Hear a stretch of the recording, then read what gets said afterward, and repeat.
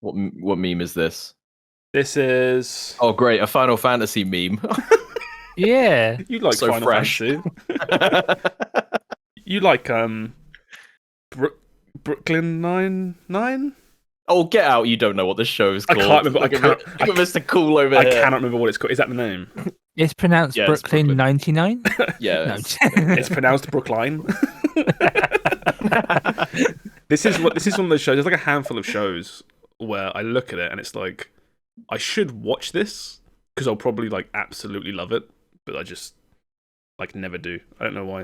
It's in the hopper of background noise shows for me and Aaron. Same as like Friends. Same as that's it. I think it's just those two.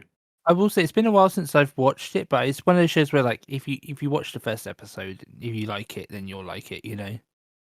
Yeah, that's what I said. Like, I think I've watched like 2 episodes. It's like Always Sunny as well, where I've watched like I think like 2 seasons of Sunny. And I'm like, this is brilliant. See you tomorrow, and then never watch it ever again. Yeah.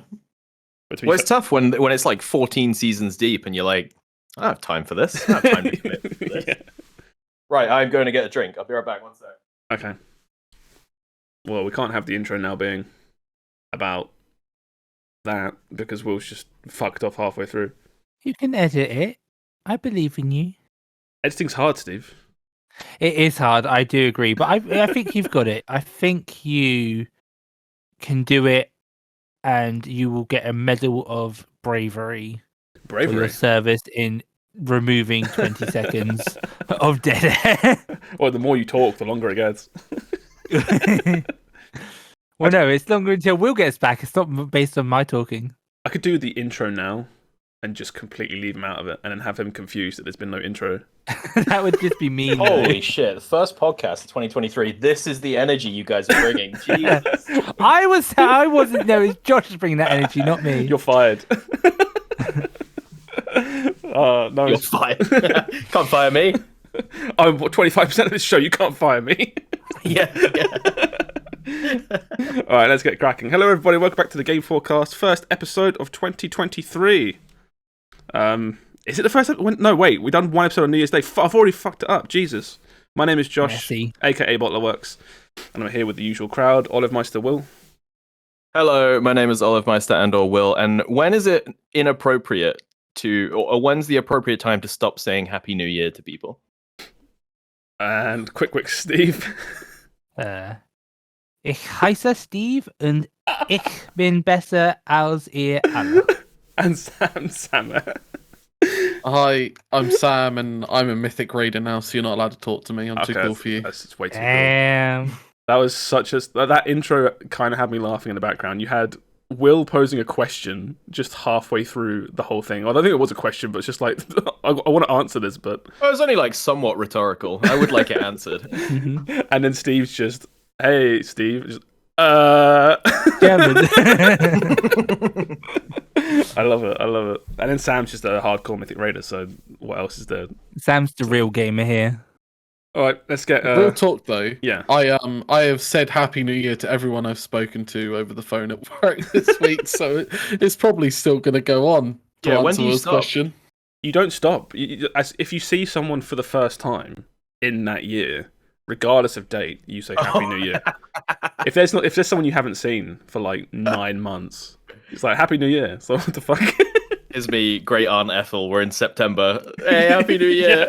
Don't confuse poor Aunt Ethel. She's old and confused. Oh, I need to tell people it started. Hold on. Yeah, while you do that, Sam, what have you played this week?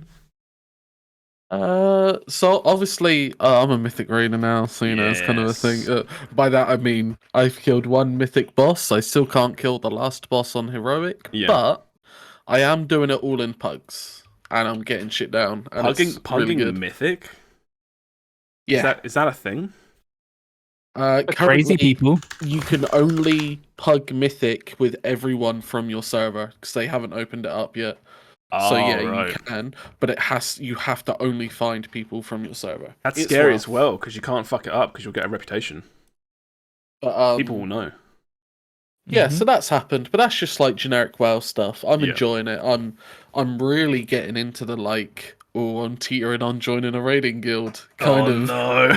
Ooh, they're gonna get you. Damn, how are you? So you're going to be one of those mythical people that has a 9 to 5 and a WoW guild, a dedicated WoW guild at the same time. Is that even possible? Maybe it's because I have the 9 to 5. You never know. Another sad escape from reality work into Fantasyland. The real game that I played, and I haven't so much just dropped, but kind of got all that I wanted out of it, is Graveyard Keeper this week. Oh, yeah, you're saying that. I've played a lot of it before, to be fair, but this is like Stardew Valley's morbid brother. I remember this game, yeah. The first screenshot is him throwing a body into a river. Yeah, that's what I mean. The whole thing is like a talking communist donkey drops off bodies for you to either dump in the river, for you to like bury. Yeah. They're just your standard setup, really. Yeah, kind of. Very similar to Stardew Valley. Yeah. In that regard. And it's like I mean, it's really cool, and the aesthetic is nice, and it's got that kind of like nothing is off the table kind of humor, because it's very dark.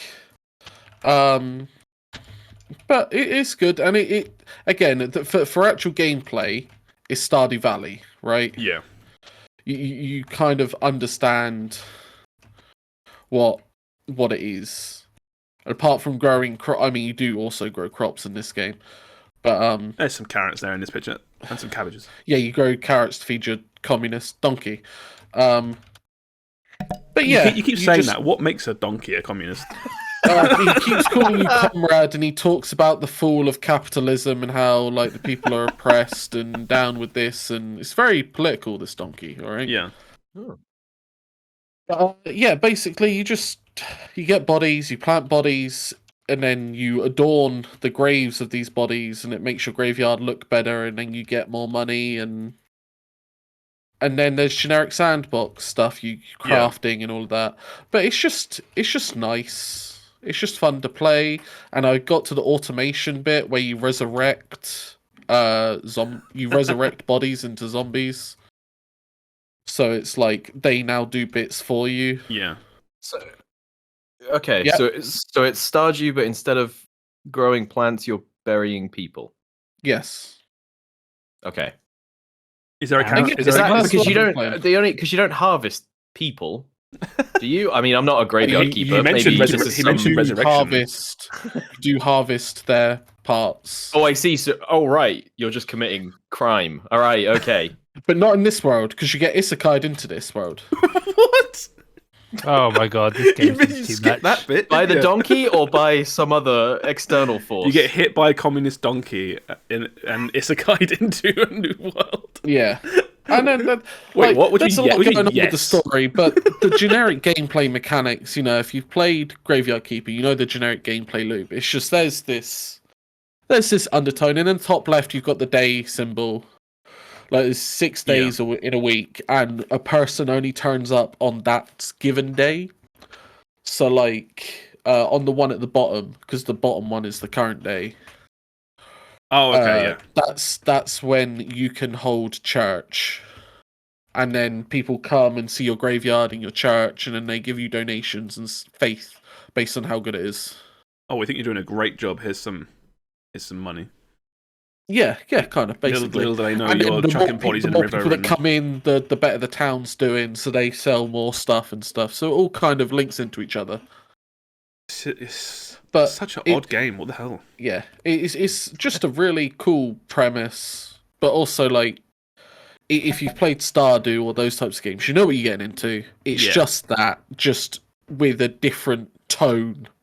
Yeah. But it's just really fun. The only issue with it is I've kind of got to where I wanted to be. I've hit automation, and now I'm like, do I play just to finish it to say I finished it when I've got what I wanted out of it? That's the thing with these games. Sometimes you can see like the loop in front of you. It's like, do I want to? But it's really fun to play. I don't know how much it is. I don't want to be like, oh, it should be really cheap. I think it should be relatively $15.49. That's not too bad. I'll wait till it's on Game Pass or it's like Epic Games Store. It's been around for a while, by the way. This game, 2018, 2018, 15th of August, 2018. So I don't care about Game Pass anymore, Steve. They took away my £1 offer, so I'm over I Game saw Pass. someone else got it. I saw someone else got it, so it might not be done for everybody. I think it just like kind of like rotates or something. But it sounds quite cool though. I don't think I've got it in me to play another Stardew Valley game. Maybe ever. I don't know. I put so much time into Stardew. It's not got the same amount of length as Stardew Valley. Let me be perfectly clear. Yeah. Because Stardew Valley, you can go long, right? Yeah, Stardew Valley can like go for crazy. The only like collection log thing you have in this is collecting all the recipes for food you can make. Yeah. But it doesn't have like catch every fish and get all of that. Like Stardew Valley, like records everything in its collection. Stardew Valley's like you want to grow every single thing and then catch every single thing. It's got like the Animal Crossing thing, except Animal Crossing I feel doesn't really like push it on you. Whereas Stardew Valley is like, here's a cool museum, and if you get everything, we'll give you a cool present. Won't tell you what it is though, but you'll get something. Yeah, cool. yeah, exactly. But yeah, if you know what you're getting into, is my point. Yeah, you already know if you like this type of game. If you like Stardew Valley, you will like this. Yeah. So just give it a go. That's cool, man. Do you have anything else you want to cap off with, or is that what you've played? No, that's kind of it. Just chilling, playing some. Yeah, I've been doing. It's been a lot of that and a lot of. Yeah. Wow. So. All right. It's what it is. Go on in, Will. What have you been playing? Hello. Over the Christmas break, Erin bought me a copy of Baldur's Gate 3. Because she has played it several times now. Early access, right? It's still early access, yeah. It's coming out August this year. And nice. In some ways, I wasn't interested in this at all until it actually came out, right? Because I'm one of those people, I don't really have any interest in playing through the way they do. This is Larry and people who made Divinity. Yeah. And the way they typically do early access is they give you like the first zone or area or chapter or whatever they're calling it for that particular game, and then that is all you get. It's not like they release next month it's chapter 2 and then chapter 3. It's like, no, you get the first, because that's more than enough to test all their systems, right? Like the game is there, so it's just like everything in the game, all the mechanics and things, they're all there in some form. It's just not, the story stuff isn't there, all the extra content that they've got people working on isn't there yet, all the voice acting and stuff. So they just let you run around in the first area. And I didn't really want to start this until it was out because like I didn't really fancy playing through it twice. I get what you mean, yeah. I classically, you guys know, I drop games at the drop of a hat if I have to do something like Persona 5. Got to the very end, had to redo 2 hours and just said nah. Just dropped it. I talked about it before, but it's like there are certain games where if I stop them halfway through, I'll never go back to them. And it's already hard enough to get myself to play a game like this. And to then have it be like, come back every half a year and play more. It's like, no. Yeah. Probably not. Pretty much, yeah. But Erin kind of twisted my arm, and by twisted my arm, she was like, "Hey, I want to play this," and I was like, "Do it." Okay, that's fine. And what this has allowed us to do, which I think is really fun in a game like this, in a game like this, where it's very story and choice heavy, right? Is normally I get like crippling choice anxiety in games like these, you know, and the overwhelming temptation to either save scum decisions or look up what they're going to affect. After the fact is horrible when I play these games, and sometimes a lot of games like these I end up just dropping because I can't handle it. You know what I mean? I'm so far in, and I have a bunch of quests, and then someone goes, "You're gonna kill this guy," and I'm like, "Oh God, I don't remember who this guy is, and is he important? Do I need to save him? I don't remember." And but the great thing about this is it's all getting wiped. So we've been going through, and we've just like. We've just been adopted this like let it ride kind of attitude, where we fuck up all the time, but we're just like, well, that's early on we got into a quest where it's like rescue this person, and then Aaron with a misclick shot him in the face, and we were like, do we reload? And then we were like, what's the point? We'll just remember not to do that in the real game. Do you want to push the old lady down the stairs? Fuck it. Yeah, why not?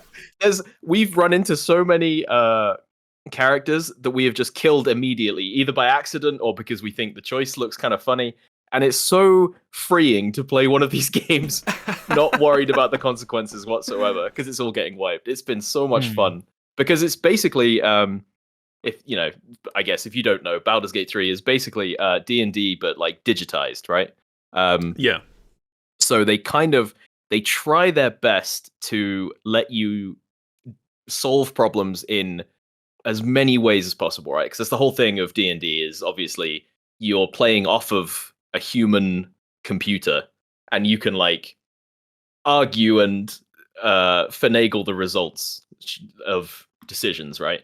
And I think that's the only thing I have struggled with in this so far is that it's difficult when it's D&D and having the possibility of being able to do anything at any point. Yeah, it's all imagination based at D&D. It's like, how do you even turn it into a game? It seems crazy to try and digitize that. Exactly.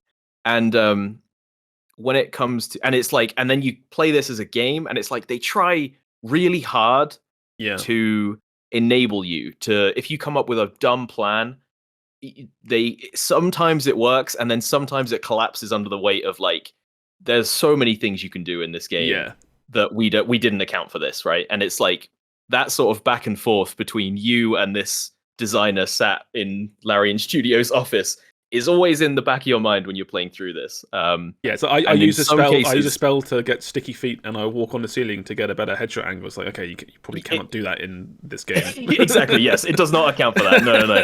And it's like most of the time it's pretty good about that stuff where you will be surprised that it accounted. Like there was one thing where it was like a bridge collapsing. This is like a super weird example, but like it was like a bridge collapsing because it's on fire, and I was like, well, what if I just cast water, create water on the bridge, and then it's like, oh, yep, you can just totally walk across. We didn't, and then you go, and so in some ways you're like, neat, we solved that one. But then in other ways, there was like an enemy commander that me and Aaron were trying to sweet talk so we could like get her to give up her secrets and stuff. Yeah. And as part of that, it was like I was talking to her and being like, yeah, I think we should murder all the children or something. And I was like, my voice actor's kind of getting into this. Does the game know that I'm not being sincere? Or is my guy just actually a psychopath now? And is that going to come up later? You get the bad end and you're like, hooray! I still win. But yeah, this game is so much fun. While it doesn't like, obviously like you said, you can't just do anything like it's D&D. Yeah. But it's still Larian, and they have they'll just you'll walk into a camp and there'll be a guy and he'll be like, hey, don't open that treasure chest. And you'll be like, oh, I really want to open that treasure chest. And it's like instantly you're like engaged, right, for the next hour or so. And that might get put to the side in favor of another quest. You might open it and it might be a dud, but it's like so many little moments and encounters like that. They're so good at building a world that you just want to run around and poke in every little corner to have a look at. It's great. I do have a question though. Okay, go for it. So besides the fact that obviously different environments, different characters, different story, how is this actually different to Divinity Original Sin 2? Is it the same? In terms of like mechanics? No, it's Divinity is its own rule set, and it has its own way of doing like magic, and it's Divinity was always like it was really into playing like different elements off each other. So like you'd put down like oil and stuff, and then oil, and then you set fire to that. And there's some of that in this, but it's more grounded in like the D&D rules, right? Which are for a fantasy setting are usually somewhat more grounded, I want to say. Yeah. Like, or at least they start that way. Okay. And this is you're limited to level 1 to 5, which I think it's like most when you play D&D, most campaigns will just start with you all at level 5, because at level 1 you're just a pleb. And when you start the campaign and you're level 1, I was playing as a fighter, and it's like, what do? I can hit things. Yeah, you punch for 1d6. Good job. Exactly. I have a sword, and I hit and I run up and I hit things, and that's my whole. That's all I do in combat. And so we nearly finished. The only reason our run through has come to an end is because Erin forgot to save, and we lost about 3.5 hours progress. 3.5 hours. That's a killer. That's a killer. So we were like, all right, that's the end of. I call my character was called Panther. That's the end of Panther's Tale. That's the end of the Adventures of Panther. That's almost the exact amount of time that I lost. That has led to me never play the Dishonored series ever again. So that's a real shame. Yeah, I think I've mentioned this before, I think, but I played Dishonored 1 for I think like 4 hours and lost all the progress after that play session. And it wasn't like halfway through. It was like I started the game, played for 4 hours, then lost all that. And I was like, I'm not playing that. It's just gone. You should just jump in on like 2 or something. You don't really need to know the story. But then every time I like even think about that, I'm like, that time I lost all that time though on Dishonored 1. Oh, it's like you can't even. It's like eating something that made you sick. You can't even face it anymore. It just annoys me. I don't know. It's really stupid that it annoys me, but it just does. No, that's fair enough. I've been there. Yeah, and I think that's the only game series that I've actually done that to. I've had that happen with. Just like it's annoying, but because I can still remember the feeling I had when that happened. I was like, that's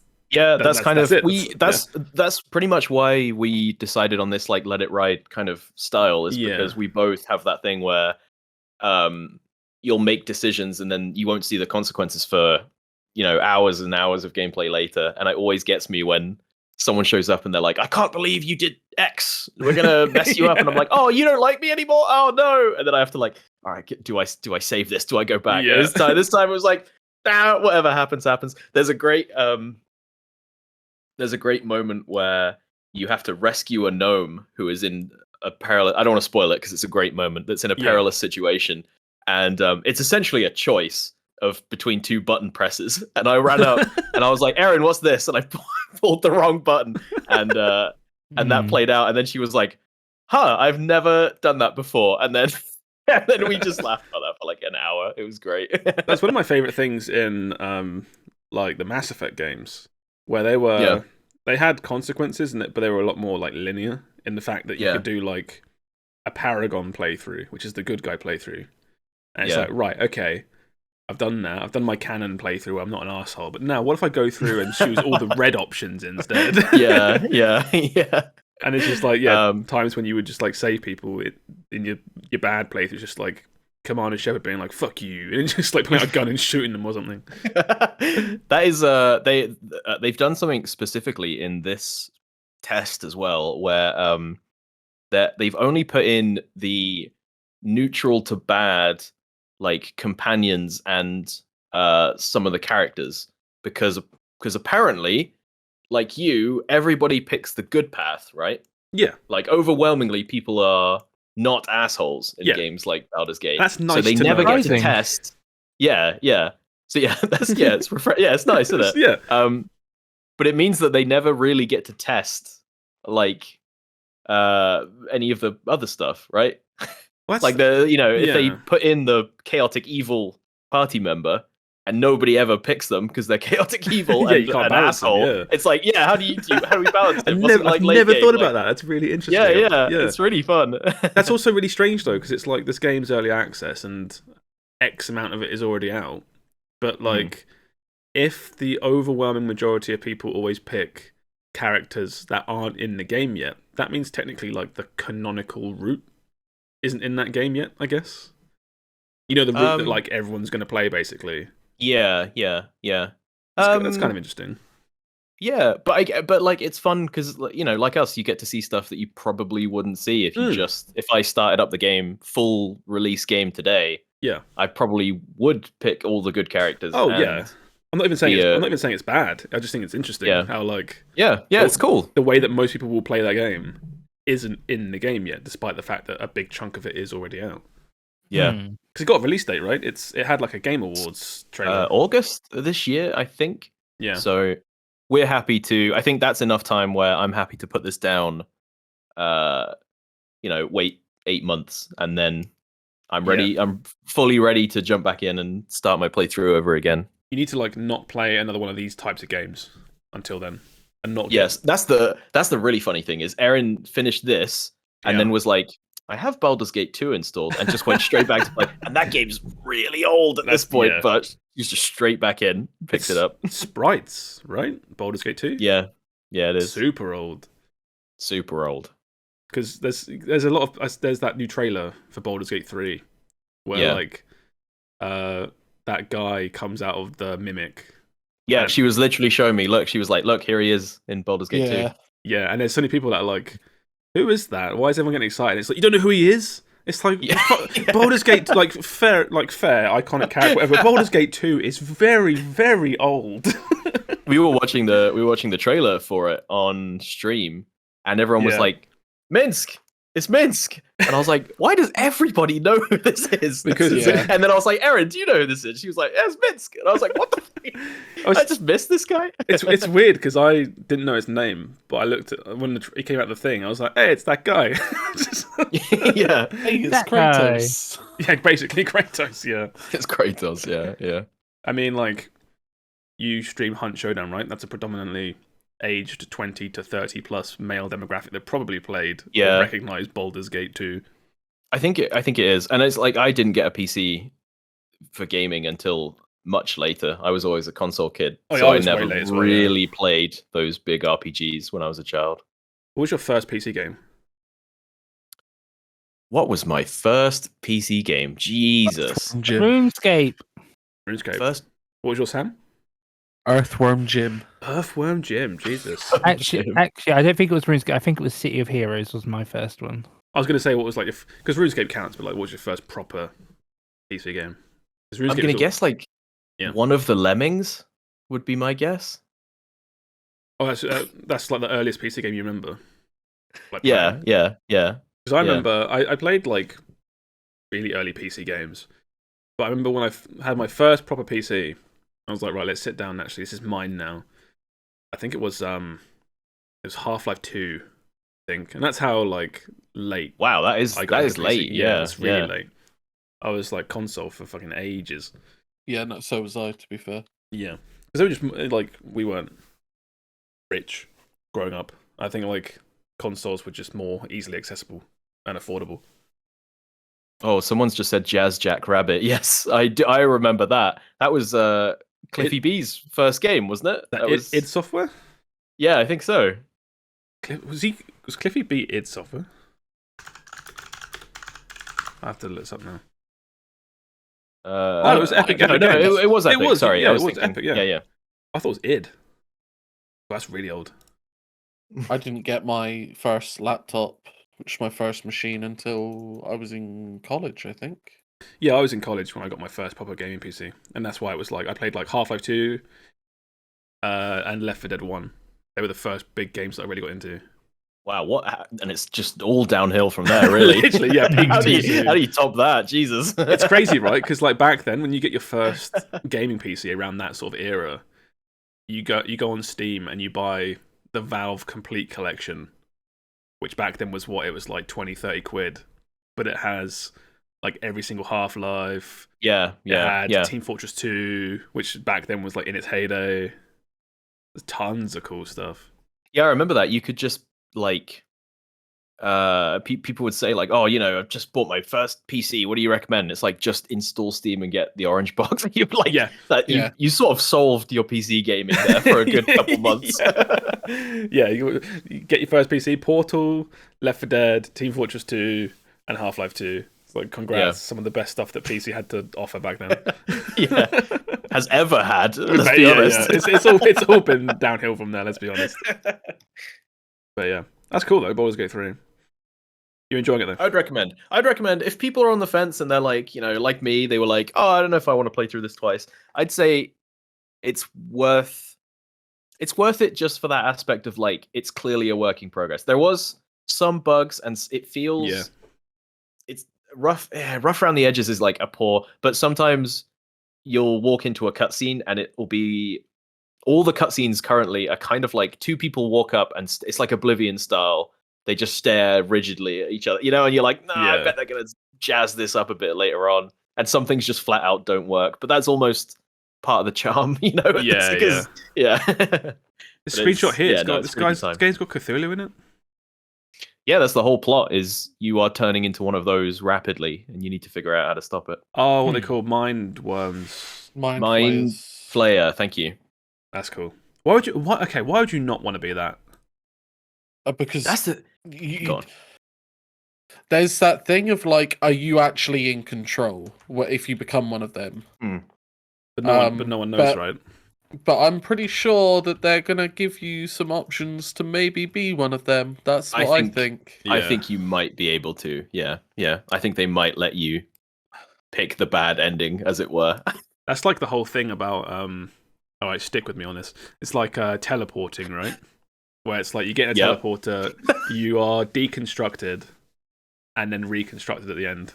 Oh, the like Star Trek problem or whatever. It's like, is it still you? And it's like, does it matter?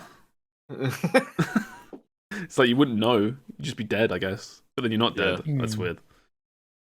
But yeah, I would want to be. This guy looks fucking cool. I'd want to be him. All right, then. Let's move on from that. Then, what you been doing, Steve?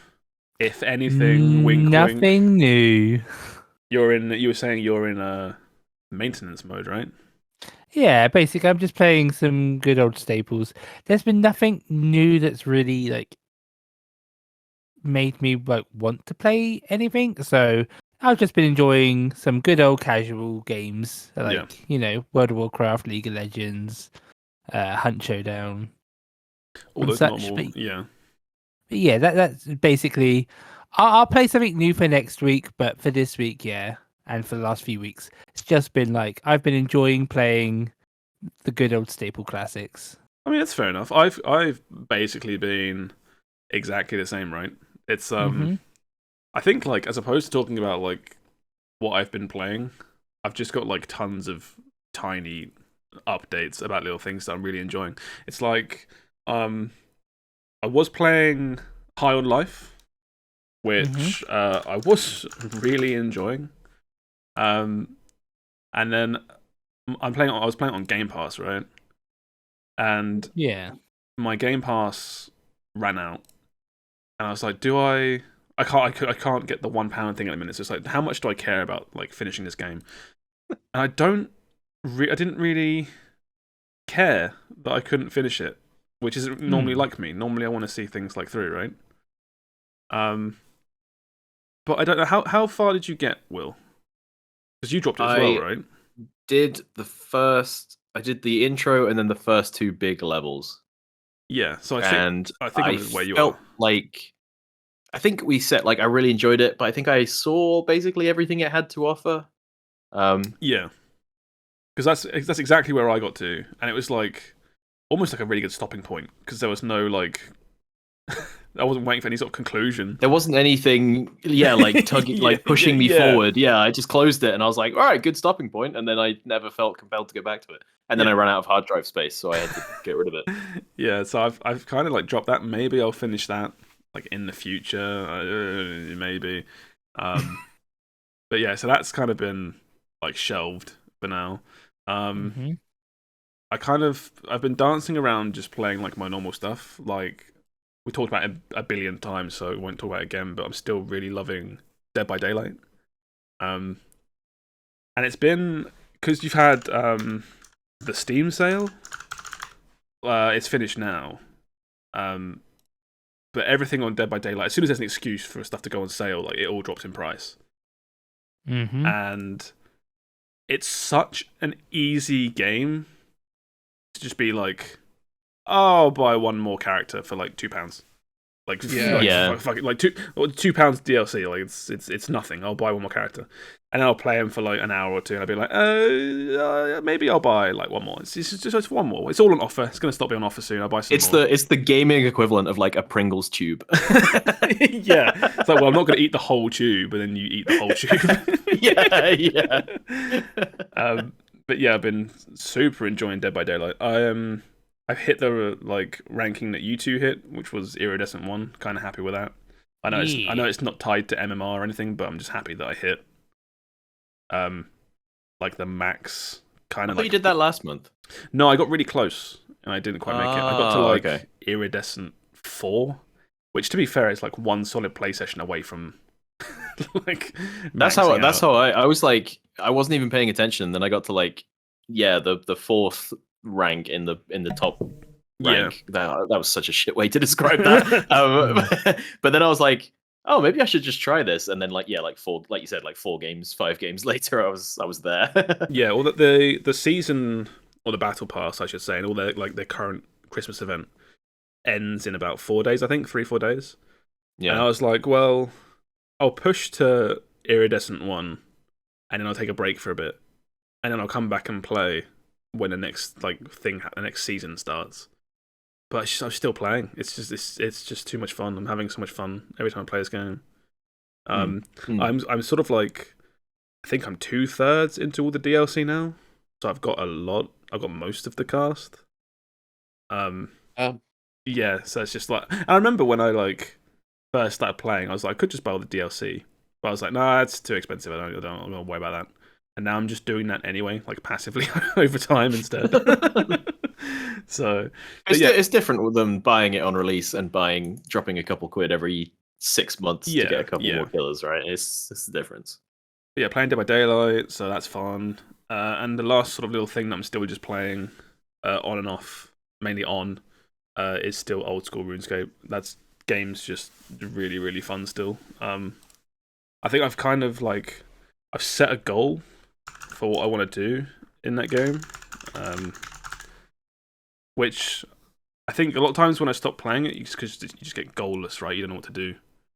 But I want to try and do every single quest, which I think Sam probably knows the most about RuneScape. That's quite a lot to do. Is that like achievable, or is that just like a pie in the sky? Well, it's like I set myself goals in MMOs all the time. Like in WoW, I was like, I'm gonna get every mount or something, and then I look at the list and I'm like, oh no, I'm okay, never mind. Well, it's like it wasn't a goal at the start, but I find the quests in this are like, to me, the most enjoyable part, like by far. Because it's the closest thing to like an actual story-based goal, as opposed to just like mining a rock for 100 hours to hit level 99 or something. Yeah. I was led to believe that's all RuneScape ever was. He's not far from it, but but I was like, can I do this? And then I looked it up, and I'm like, where I am right now, I'm already on like 110 completed out of 150. So it's like, oh wow, okay. It seems like most done, but the order I'm doing it, it's like the ones at the end are the really hard and the really challenging, like long ones. Because there are certain quests that it's just like, okay, this quest will take you like 3-4 hours to finish. So like walk me through like what's a good quest that you've done that you're looking to do, like what, because I genuinely, RuneScape baffles me whenever I watch people playing it. I don't understand what's happening. It's like, so I feel like an old person trying to use a VCR, right? Well, it's like, so RuneScape in and of itself is, God, how many skills are there? Like 23 or something, and everything you do in the game gives you XP towards these skills. So you have combat skills, you have ones based around economy. So like say like the joke about mining for 1,000 hours to max out your mining. That's totally a way to play. If you just like numbers going up and you don't mind horrific grinding, or if you enjoy that is completely a way you can play. But the main thing about the game is getting these skills up to be able to do sort of quests and content, which is it's the fun stuff, right? Because you want to do like hard quests or hard bosses to get loot or to go to areas that you couldn't get to before. But there's, I think, the thing that RuneScape has that I still don't think any other MMO has is a really rock solid sense of progression. In the sense, whereas like in something like World of Warcraft, you do a dungeon and you replace like 1 or 2 bits of gear almost straight away, or things come really fast because that's the way things are designed, right? It's like constant feedback, so you feel good about what you're doing.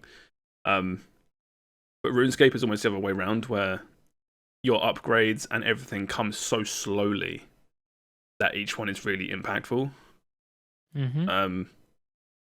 So it's like there are certain pieces of gear, like certain armor pieces or weapons, that are considered like account milestones.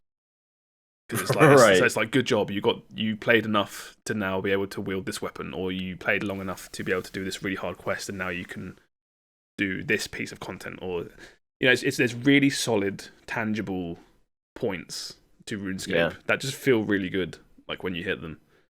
I think it's also, I've said before as well, there is like a nostalgia element as well.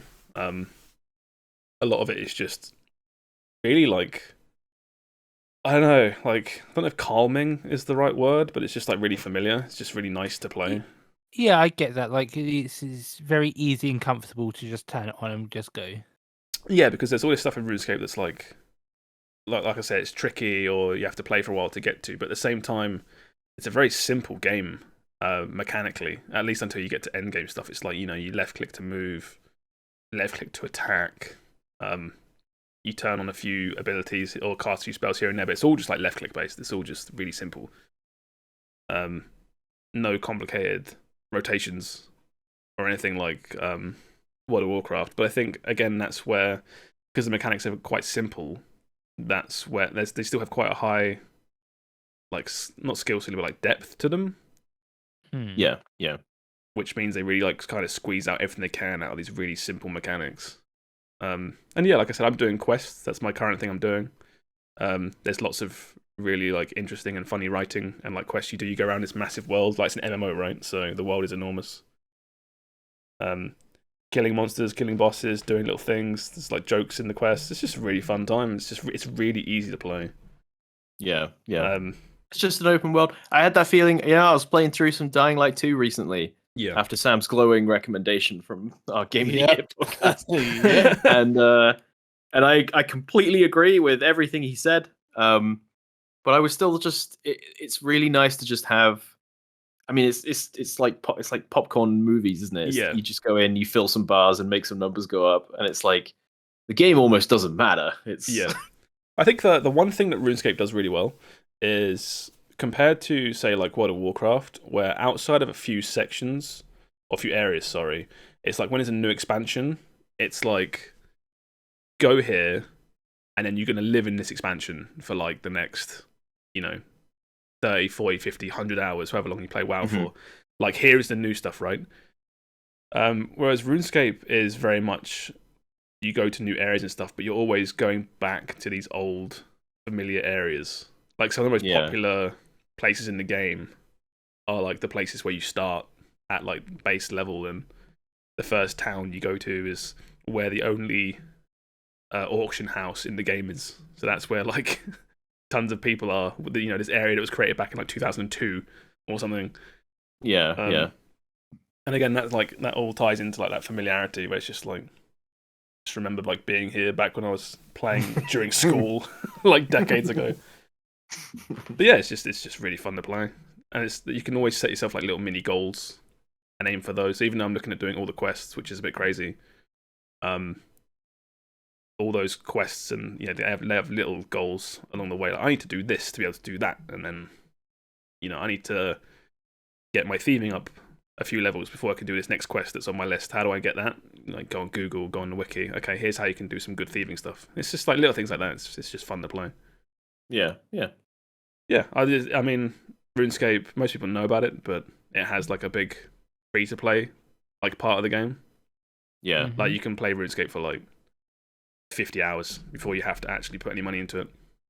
So if any of it does sound interesting, I'd always recommend it, because it's always really, really fun. They gotta give you that little bit of crack. Just a little bit of crack.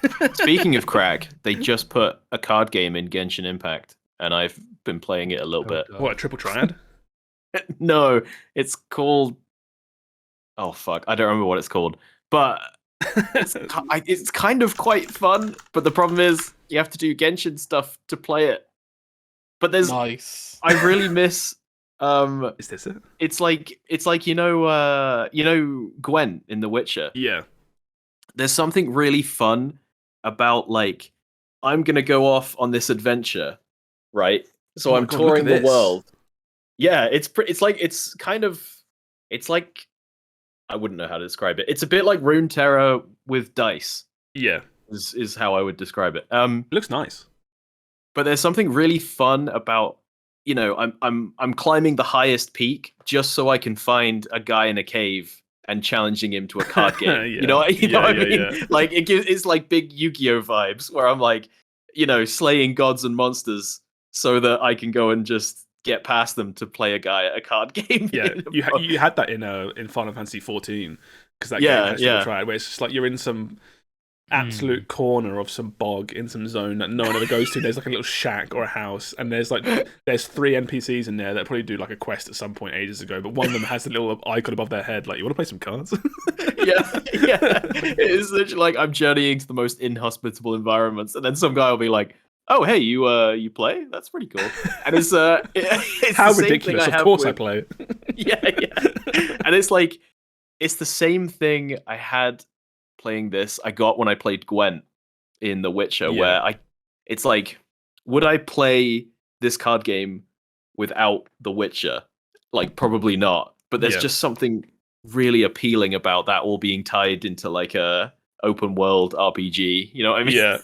It always feels like some designer or a pair of designers on this project really want to make a card game, but don't have obviously the facilities or the time or the money to make it in real life. So they're like, can we please like just put it in this game instead? Yeah.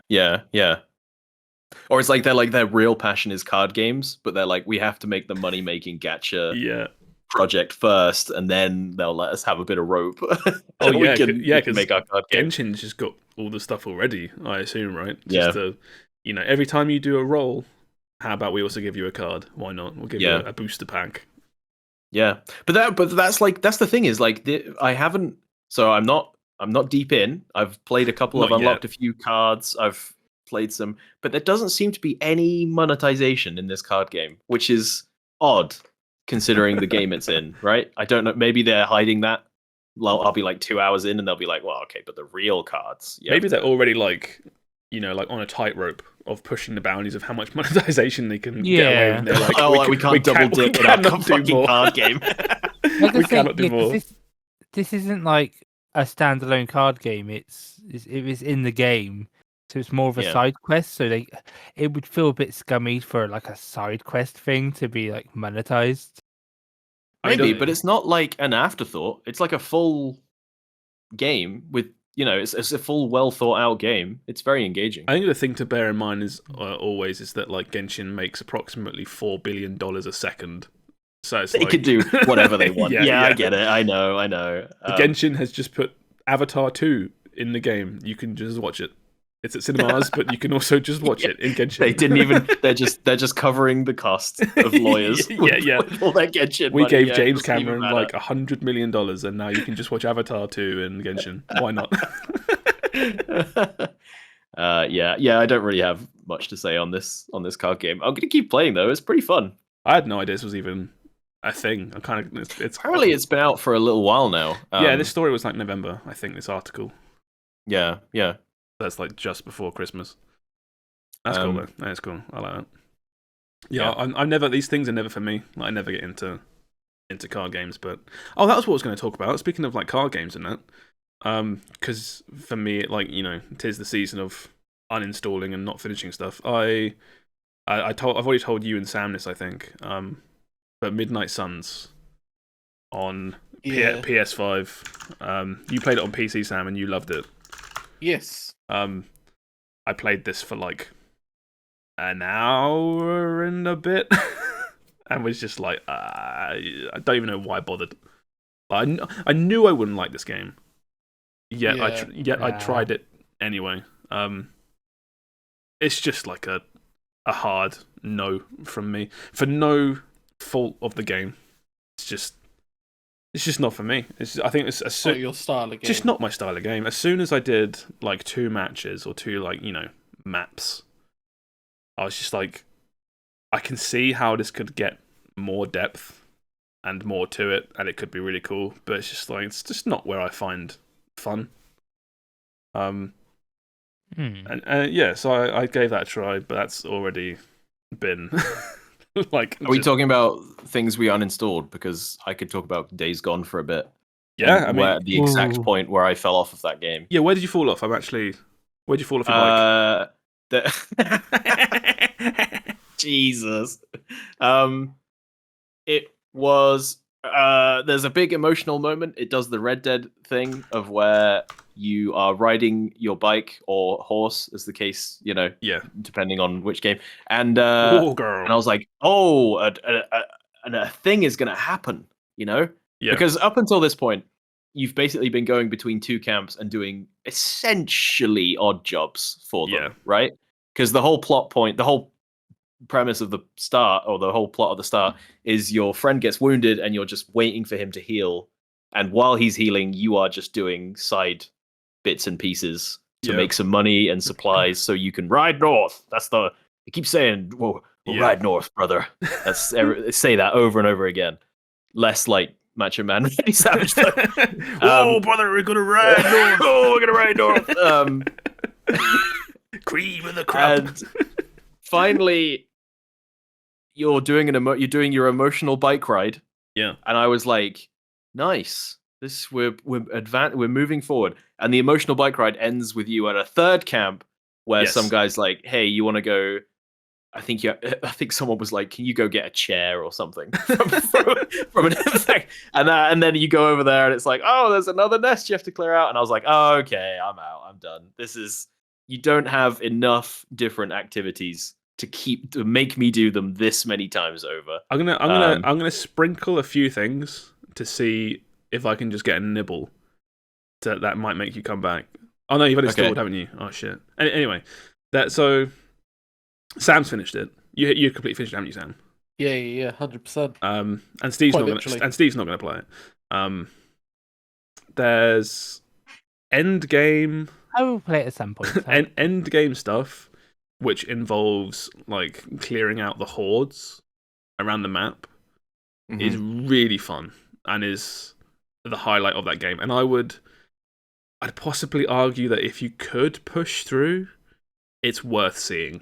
I think it's worth playing just for the story. I also think so, but Will is gone. I didn't like the story or the characters. The story does pick up in certain bits. But again, if you don't like the story, then maybe you might not like it. But yeah, the personal highlight for me of that game was where it's like you get to the maps, like here are all the hordes on the map. Just go eliminate all the hordes. Yeah. And you get to an area and it's like a field or a building or a shack, and there's like 1,000 zombies. And it's like, how are you going to kill these 1,000 zombies? And it's just really fun, like planning out those sorts of things. Fair enough. I did tackle a couple of hordes, but that just involved me running for a bit, shooting my machine gun for a bit, then running for a bit, then shooting my machine gun for a bit. So it depends how you want to do it. There are certain ones, there's only a couple of them, I think, but there are ones that are based around like really, I think one's in like a, what do you call it, like a lumber yard? I think, lumber yard. Yeah. And you can like put mines down, and you can jump in and out of windows and drop pallets, like Left 4 Dead stuff, and to like reroute the hordes and stuff. And it's just like, that was for me, that was a really big standout. But yeah, I mean, like if you didn't like it, you didn't like it. But I think those bits were really fun. Iron Mike is the best character. Who? Sorry. Iron Mike. Oh, yeah. Did you get to see Iron Mike? Yeah, that's the guy. I got to him. It did a cutscene with him. He's a cool guy. Huge, but still somehow looks normal. Yeah. I'm glad you played it. Yeah, I did. There were a couple things I really liked. Like, I kind of respect the game just sort of hands you the open world very quickly. Yes. And then doesn't really interrupt it unless you go looking for it, if that makes sense. Like, it's not like an open world where you're getting pulled from one main mission to the next. At least at the start, it just kind of goes like someone will radio and be like, "Hey, have you got a minute?" And then that's like, the quest. Or there's like, and then there's a bunch of activities and stuff, which I kind of like in an open world game. That's kind of refreshing. Yeah. But I just don't feel like, when every quest was like, "Hey, there's another camp of bandits up the road. Can you clear that out?" And I'm like, "I've done like 7 of these already today." Yeah. Are you serious? No, I get what you mean. And the performances were pretty good.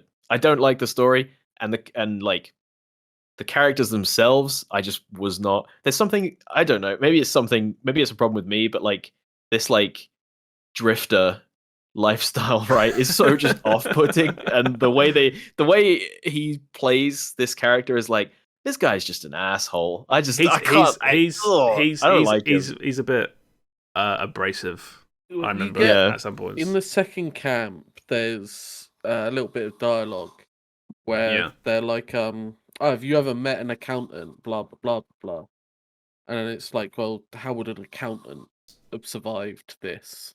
Yes, yes, yeah. They said like, it's only the assholes that are left, right? Because that's the only people that are going to survive in a world like this is assholes. But that doesn't make them any more pleasant to embody. Or doesn't mean I want to be one for 100 hours. The game is relentlessly miserable as well. Yeah, just straight up. It's like it gives Last of Us a run for its money in terms of just everyone is just so like. Oh, I don't know about that. We're fucked. Have you haven't played Part 2, right? Last of Us Part 2. Yeah, I know, but I mean, I know stuff happens in. Yeah, I meant in general. Yeah, like in tone. Yeah. Oh, it's always funny because I always mention it. Last of Us Part 2 is I think the most miserable game I've ever played. It's a great game, loved it, but it's fucking miserable from start to finish. You will not smile when you play that game. Yeah, I guess maybe that's another. I'm just not in the mood for that kind of tone right now. Yeah, that's fair enough. Yeah, kind of relentless. But yeah, I gotta say, the kind of brave to just release an open world zombie like action game at a point where most people were really fucking sick of that type of game. Yeah, I think that's the problem. Is it doesn't twist enough on any of these concepts to make them really interesting. Like the zombies are there and they run fast, but like, it's like, it's like, oh, there's zombies, but sometimes a wolf will attack you. That's like, Or zombie run fast isn't a new thing. Neither is like Horde of Zombies. I think when this came out, you already had like World War Z. You already had the Dawn of the Dead remake and Left 4 Dead and all that lot. Like people know about fast zombies. Yeah. I'm surprised I even played this game in the first place, just because like the same thing you had with it, where you just look at it and you're like, I don't need to play this. This doesn't like I do not need to even like look at this. It's literally, I was even like when I was kind of into it and following the story, even booting it up and seeing all the like the Steam page, right, when you go to click launch, and I'm like, oh god, oh fucking hell. It's just something so, I don't know, it's something so painfully like, generic's the wrong word, but I don't know, unimaginative maybe, I don't know. It might be it. Yeah, it's just like, of all the things you could have gotten 1,000 people to get together and make, some of the most talented people in the world, designers, artists, programmers, you got them to make a open world zombie game. because there's some real care and love put in there. It's like in service of a concept that's so generic that it's there's not enough room to like maneuver. Well, that's just game dev in general, right? If a game, I guess, if a game comes to light and is sold, then it has had a considerable amount of effort. It's got to have that mass appeal as well. Yeah. Can we talk about as well how fucking stupid bikes are? No, they're not. As a way of getting around in. Okay, I'll agree to that. I thought you said. I mean, bikes are dangerous enough when the roads aren't all shitty and there's zombies and bandits everywhere. But it's like every time I'd be driving down the road and then a wolf would pounce and knock me off my bike, and I'm like, you fucking deserve that, you moron. Just get a truck. Well, it's like there's the whole thing about like ambushes and stuff. It's just like you can be riding along and someone could just have a brick or just a big stick, and just thwack you with it. And it's like, oh, there's that one trap where they stretch a bit of wire across the road, and it just across two cars. as you drive through it. It's like, wouldn't have happened if I had a 4x4. You fucking idiot. I still liked the bike though. The game would have been worse if you had a car. Yeah, that's why I was disagreeing, because I think as an idea and as like a gameplay mechanic, and it's very interesting. I think it's very cool, but as a real life thing, it's probably one of the last things. A bike would be like absolutely worse than basically any other mode of transport. Like I was like, I want the push bike DLC, because then I won't alert every camp I drive past. I can just cycle past. Or like the opening to San Andreas. yeah, just on my little BMX, just doing tricks. Here we go again. But yeah, it's just like, it really annoyed me. I find it really funny. It would be good if, like zombie apocalypse, you're going down, I don't know, America. What are those big like long stretches of road in America where it's just like desert? Yeah, like a highway where it's like just desert either side. Yeah. Like that's fine, but I think Days Gone, at least the start of the game, takes place almost primarily in dense forests. Yeah. And it's like you kind of have a cross between a dirt bike and a chopper, right? Yeah. But it's still like I'm one like mud pile away from just this thing getting bogged forever, and I have to leave it. Like, it's so stupid. Running along the road and shouting with an air horn would make less noise than that bike. Yeah. And it's like it's constantly running out of gas because it's a chopper, so it's miles to the gallon is terrible. Oh, annoyed me. Really annoyed me. Love it. Absolutely love it. Every time he fucking tripped off it, I'm like, you deserve that, you idiot.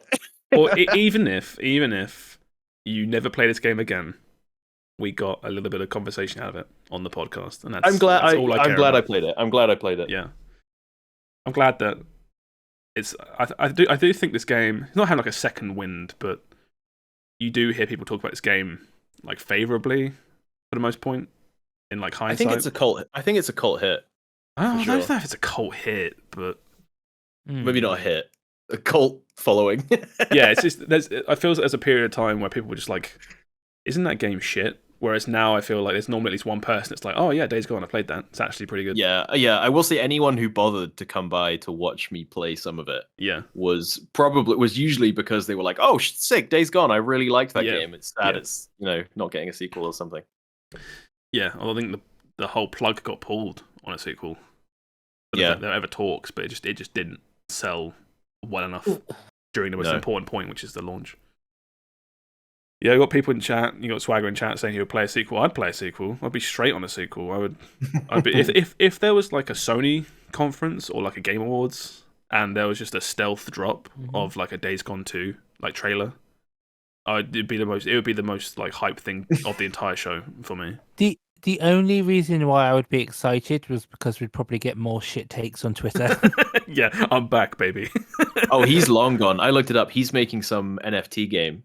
Oh, really? John Garvin. Yeah. I'm not surprised. I can't say I'm surprised though, to be fair. I'm not gonna be able to find this now. That's fine. But yeah, it's a cool screenshot. All the zombies in the background on fire, falling off the bridge. Oh, sorry, what are they called? Not freaks. Is that right? Yeah, freaks. I think we ended up on Gremlins. Yeah, We were just the whole fun of that game was just calling the zombies Gremlins is different. fine. Yeah, we were like little Phillips. Get out of it. Oh, we'll move on from this. We'll start looking at some news. Going from freaks, then we've got a story about vampires in RedFall. Does anyone here remember RedFall? Yeah, it's Arkane's new game. Yeah, okay. I feel like RedFall is in that kind of like category where it's like, what is this again? But what was you gonna say, Steve? I was gonna say I remember the two first trailers for this. I thought were both really good, and I could not remember. I was like, oh, the first trailer was like, oh, this looks really good, and the second trailer came out, and it was like, it looks good, but they didn't like compare it to the first trailer, and like this. The trailers got me hyped for this game. Yeah, so it's so everyone thought for like quite a while it was Arkane's take on like a Left 4 Dead-ish kind of game. I mean, every trailer showed like 4 people hanging out shooting vampires and stuff, right? And it looked, at least in the trailers they've shown so far, it looks somewhat linear. But this story is basically, I think it was the director, the creative director, and the studio director came out and said it's not really like that at all. If anything, it's more like Far Cry, which I think is interesting. I'm not sure if saying your game isn't like Left 4 Dead, it's more like Far Cry is gonna get as much hype. I don't know. I think that's like most people are gonna be like, oh, but there's gonna be, a small percentage of people that are gonna be like, oh, oh hell yeah, because that's my response. Is like, it's not like Left 4 Dead, it's like Far Cry. And I'm like, oh really? Yeah, I'm like, we've had like Back for Blood, we've had Dark Tide. Yeah. I'm kind of, even though I haven't played those games much, I'm like, I'm kind of done with Left 4 Dead. I do get what you mean, because games. There was like a period of time where these sort of 4-player co-op against PvE shooters were like really rare.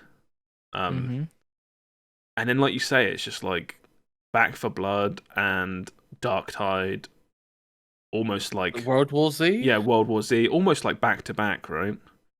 It's kind of like there was quite a couple of them came out in the same year. Yeah. I think what I will say is at least for me, there hasn't been a game as good as Left 4 Dead. I know that's going to annoy some people, because I know some people really like Dark Tide. But what I played of that, I didn't really click. So I'm still waiting for that game that's just as good as Left 4 Dead to grab me. And I was hoping that maybe this was it, but like no, this is completely different. It might still be cool, obviously. It's a weird one where I think I'm the opposite, where I think everything I have watched and all of the trailers have made me go like, ooh, I don't know about this, but it's Arkane and it's co-op, right? Yeah. And I feel like that alone is like, I'm gonna play this. This, just on paper, that's fantastic. That's all I've ever wanted Arkane to try. Deathloop was kind of mid though, right? That's the only thing I'm worried about, is the shooting in Deathloop was really not very good. But then shooting they've done in other stuff has been fine, right? So where does that leave them? It wasn't fantastic in Prey, and there was no shooting in Dishonored. But surely, again, I dropped it, but does Dishonored not have any, not like shooting, but like any first-person aiming mechanics that feel... It has... like knife throwing or something? Dishonored has like a crossbow and like a flintlock, and they feel clunky, but it's like by design, Right, okay, yeah. Because it's a stealth game, and if you're shooting people, that's either a last resort, or it's tricky because it's a crossbow and they want it to be... You can't just headshot everybody. But yeah, I guess Deathloop was their first major shooter then, right? Shooter, yeah, and the shooting was the worst part. You played a lot, didn't you? You played quite a lot on stream. I wouldn't say a lot. I played a fair amount. I did their stupid invasion thing, which was about as good as you'd imagine. Sniper Elite 5 is still the peak of invasion games. Oh, Sniper Elite 5 is one of the best games ever made, okay? In that regard. Kidding me?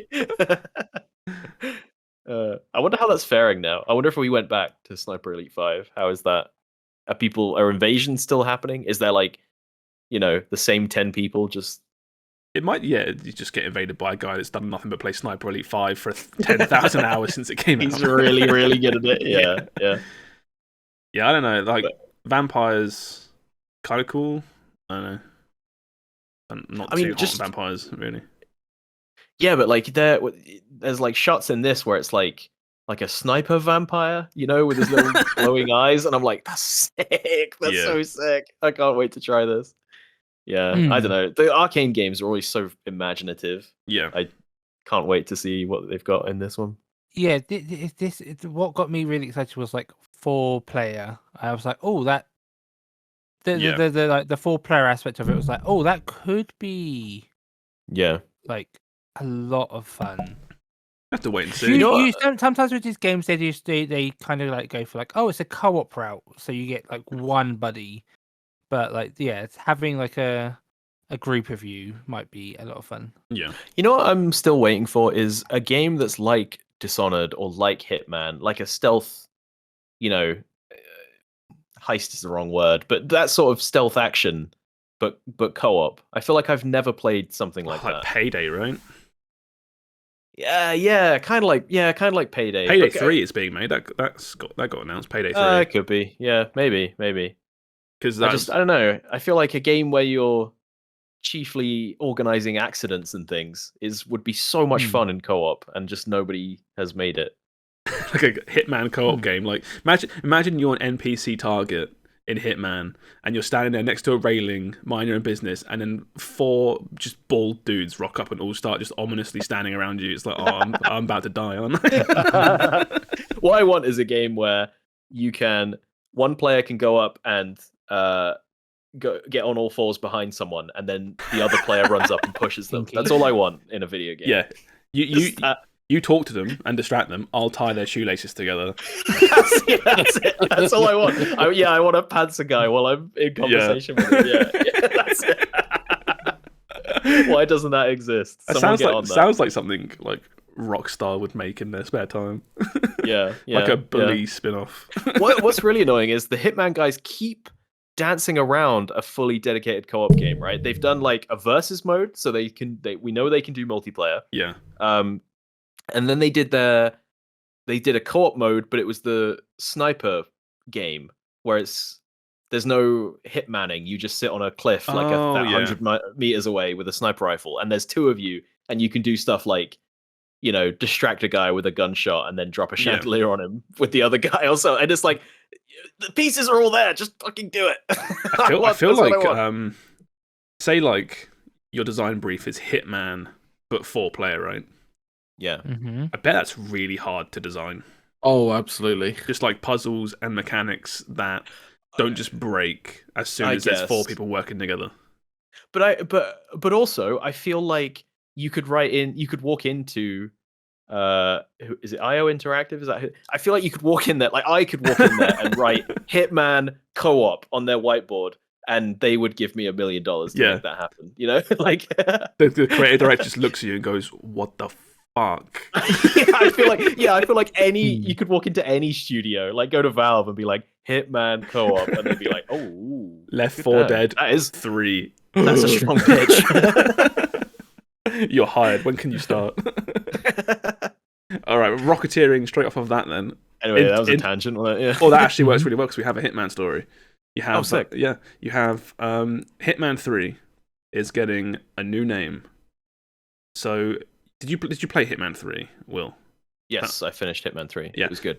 So, I think it's been this way for a while, but you can play Hitman 1 and 2 in like the Hitman 3 engine, I think. Yeah. It's like every time they launch a new one, the old one gets basically ported into it. Yeah. So Hitman 3 is changing its name. It's becoming Hitman World of Assassination. And by default, going forward, you buy Hitman World of Assassination, and it contains all the levels and missions from Hitman 1, 2, and 3, plus whatever they make in the future. I like that. Yeah, that sounds fun. Essentially, it's becoming not like a live service, but like it is a platform, right? Yeah. So I imagine, surely going off of this, there won't be a Hitman 4, right? At least not as a separate package thing. Maybe something will release inside Hitman World of Assassination, where they're like, this is basically Hitman 4, but like it's here. Yeah. Kind of interesting. I didn't really like when I think about this. Like, is Hitman like big enough to need its own platform to like? Well, I think this is a solution to a weird problem that's only happened because of the way they've done this. But so when you buy Hitman 3, or currently, I don't know when this goes live, it's like, yes, it has all of Hitman 2 and 1 in its engine, but you still had to buy Hitman 2 and 1. And then there's a bunch of other weird stuff like, Hitman 1 was released episodically, if you remember that. I remember so that, it's like, there was so many ways to buy this game, and you'd constantly. I remember running into trouble. I bought like Hitman 2 Game of the Year on my PlayStation. Yeah. And I was constantly, even though technically I should have owned everything, right?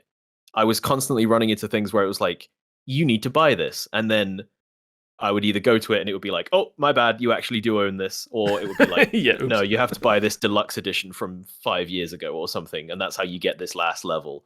And it was always just really annoying. So I think they're just going like, look, we know how annoying this is. You just buy one thing, you get everything. That's it. That's all you need to know. It seems a bit odd to me how, like, why the name change? Why not just be like, look, Hitman 3 now literally has everything. You put in the disc of Hitman 3, or you download Hitman 3 off of Steam, and there is no DLC. You just have everything. Well, I kind of get the name change because, like, for me, someone who's not played any of the Hitmans, you see Hitman 3 and it's like, ooh, do I need to play 1 and 2 first? Whereas I get that, yeah. A more like name like this is like, oh, it's a you know, Hitman game. Yeah. You know, that's actually a really good point. It being Hitman 3 sort of implies you need to go and play Hitman 1 and 2 at some point, which you don't because they're all in this, basically. Yeah. No, that's a good point. Actually, I didn't think about that. That's a really good point. The only games which like really can keep up with the numbers is like Final Fantasy, and even then, some people don't know that they're all standalone games. You know. Yeah. But I feel like numbered games are slowly on the way out, unless the first game did so well that the number alone will sell there. Yeah. There's also I just had to look this up because I got sent an email about this a little while back, and I wasn't sure if it was public information, but they're putting a brand new like expansion in this game at some point. Is it this month? I think they're making a roguelike mode for Hitman, which sounds pretty fun. That could be really fun or really tedious, not good. Really not great. Yeah. But I do think that's a solid idea. Is they have these big sandboxy like levels where it's just a bunch of systems interacting, right? Yes. But whenever you want to play a level, some of them are they're very like story focused. So you're like, I just want to play this level and dick around, right? But it's like, I got to boot it up and do the cutscene, and then have I unlocked X because I've bought Hitman 3 again because it's always on sale. I do like the idea of like a roguelike Hitman where it's like, here is your target. He's in the corner of a room surrounded by 6 guards. And you're like, is this guy even killable? And the game's like, who fucking knows? Good luck. Yeah, that's what I want. I wanted to just randomly generate a bunch of weird scenarios. Yeah. That's up to you, my guy. But the interesting thing is you get there's like the marketing buzz of this, right? Like Hitman World of Assassination getting all the games and that being it going forward is interesting now, but how do you keep selling that going forward? Mm-hmm. Just be like, Hitman World of Assassination has new maps. It's like, cool, yeah, that's what it's supposed to do, right? That's why you did this. Like, how do you keep that, like, or even start that, like, hype momentum? I guess it's the same. It's like the same problem of Blizzard and Overwatch, right? Where they're like, they want to call it a sequel, because that gets more money, but it's not really a sequel. So are these guys doing the other thing where they're like, we just want to do a big expansion? We can't really justify like Hitman 4. Exactly, sort of yeah. Well, we said it in the past about like, here's Fortnite Chapter 2. And it's like, for all intents and purposes, like, this is basically Fortnite 2. This is the closest thing you're ever going to get to Fortnite 2. Yeah. Maybe, what do you do? Like, Hitman World of Assassination Chapter 2. Yeah, maybe. Trying to transition it to a live service game, I don't think is a terrible idea. That's the point I was making at the start, which is I don't think it is a terrible idea, but is there like enough demand or a player base for a live service Hitman game? I don't know. I think Hitman is a weird series where it's like, I really love it, and I hear loads of people talking positively about it, and I have no idea if that translates to it being like wildly successful. You know what I mean? Because it's a super niche kind of game where you really have to be on board with the replaying the same 4 levels over and over again, 5 levels. Yeah, stealth is already a niche to get your money's worth in and of itself. Yeah. Yeah. So yeah, it'd be interesting to see what happens going forward. It might just be like really good for the game and it gets lots more content, or it just you never hear about maybe Hitman, in the summer Assassination ever again. Yeah, we'll read a news story about Hitman closes down or whatever. Yeah. The entire Hitman franchise is dead after no one played World of Assassination. Yeah, well, I really hope this does well. I don't know. Well, speaking of games doing well, you've got Dwarf Fortress is making a shitload of sales and money right now. This is the new story. Basically, since Dwarf Fortress launched, it has sold 500,000 copies on Steam, which is way above any projections that they had for that game. Good for them. Good for them. You played it yet, Josh? About half an hour. It's in the category. It's in the same category as Midnight Suns, where I bought it and I started playing it. I was like, why did I buy this? It's not bad. It's just I knew I wouldn't like it. I don't know why I keep doing this. It wasn't cheap either. I think that's my hesitancy to pick it up, because I think either this will really, really click for me. Yeah. Or I will. I guess I could just refund it. I guess I've got no reason not to try it. Yeah, I mean, it's. I think I went through this phase a long time ago where I used to do what I'm doing now, right? Where I would buy stuff and be like, why did I buy this? I don't even like it. And it would just be like a waste of money. And I didn't do that for ages and ages and ages and ages and ages, like literal like years and years. And I think it had been long enough time that I kind of have gone full circle where I'm like, you know what? No, I will actually try this now. Yeah. And I still don't like it. Yeah. I think the conclusion I came to on your Discord was that just games where you have to make your own fun, I just can't do it. I cannot make my own fun. Someone has to make it for me. Yeah. That makes sense. No, I understand. You need a goal or something. Yes, maybe they'll put a campaign mode in Dwarf Fortress, and then I think there is some like adventurer mode or something. Yeah, there is stuff like that, isn't there? But yeah, I know what you mean. I need a big thing that says, "Good job, you mined some coal. Now with that coal, you could start a fire." Yeah, and that would get me to play. Yeah. Well, it's like Absurdity just said in chat that like some games deserve to be bought, they're not for you. And I think I said that back when this game first came out, which is just I've followed a lot of like stories about the actual devs. I mean, they're brothers. And they just seem like really cool people. One of them was ill for a bit. I don't know really what happened with that, but they worked on the game basically for free, outside of donations for like literally like over a decade.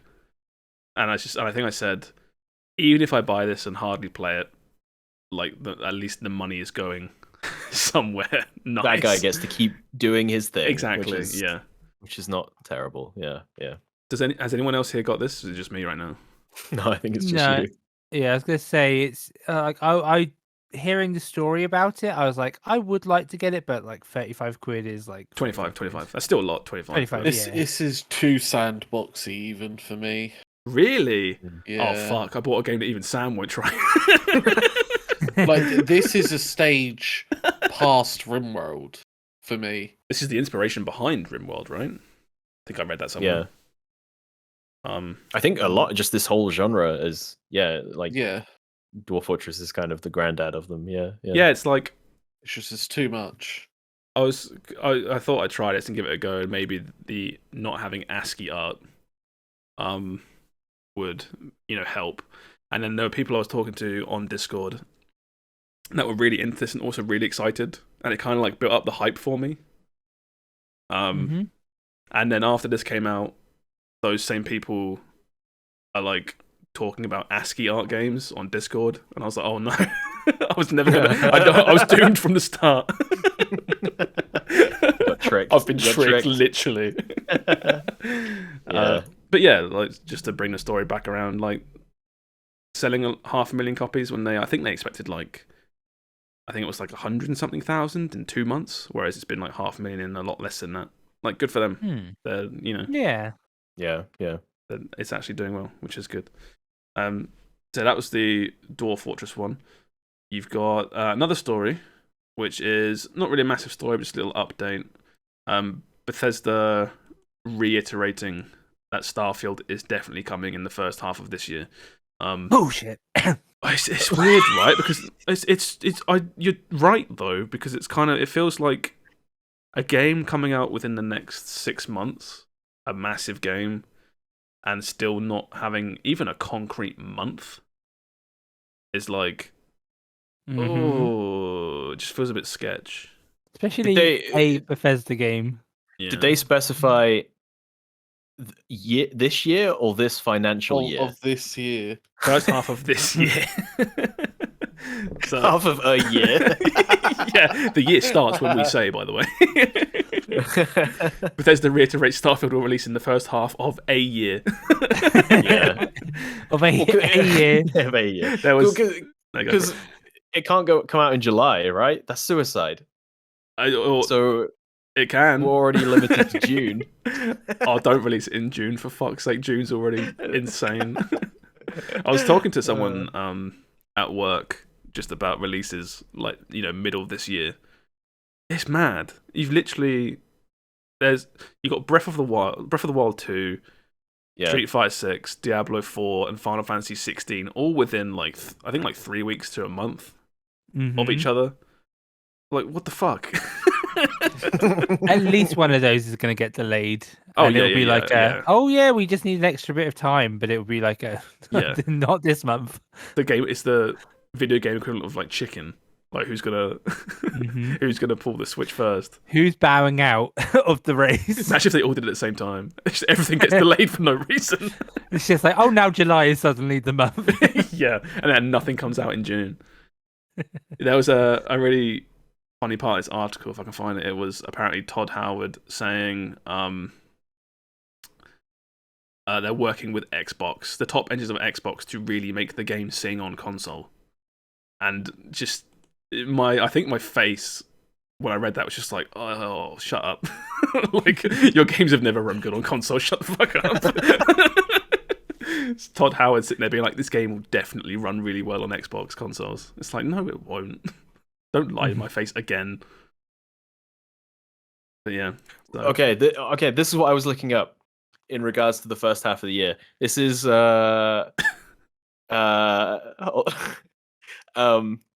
this is called the hanging man paradox. Unexpected hanging paradox. Okay. So Bethesda says it has to release in the first half of this year, right? Yeah. Which means by the time we get to July, it falls down because we're expecting it to. But this is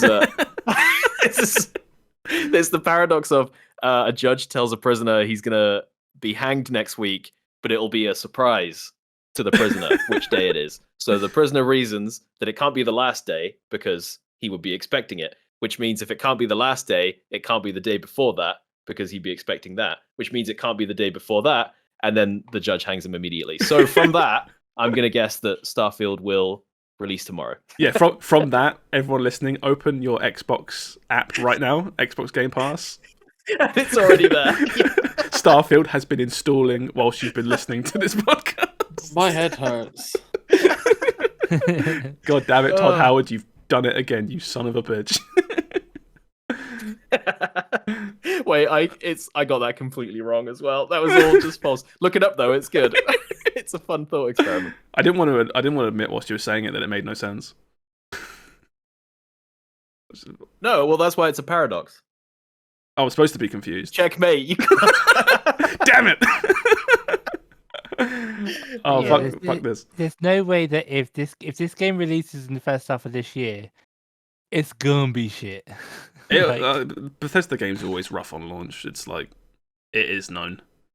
I'm getting to the point now where my PC can't run a lot of things great anymore. I'm half expecting this to just not hit above like 30 FPS on my PC without looking maybe absolutely awful.